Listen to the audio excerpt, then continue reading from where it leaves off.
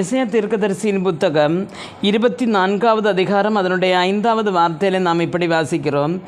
தேசம் தன் குடிகளின் மூலமாய் தீட்டுப்பட்டது. அவர்கள் நியாய பிரமாணங்களை மீறி கட்டளைகளை மாறுபாடாக்கி நித்திய உடன்படிக்கைகளை முறித்தார்கள் என்று காணப்படுகிறது. அருமையான பிள்ளைகளே, இந்த தேசம் மனிதர்களால் தீட்டுப்பட்டது என்று வசனம் சொல்லுகிறது. அப்போது அந்த மனிதர்களாய நாம், தெய்வம் இந்த பூமியை மனிதர்களுக்காக வசிக்கிறதற்கு தான் படைத்து தந்தார்.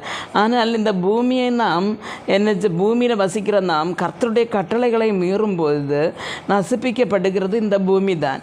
அப்போது ஜனம் தேவனுடைய வழிகளை விட்டு மீறும் பொழுது இந்த நிலநடுக்கம், வெள்ளம், அதே மாதிரி தான் கொடுங்காற்று, இதே மாதிரியுள்ள காரியங்கள் இந்த பூமியில் வருகிறது.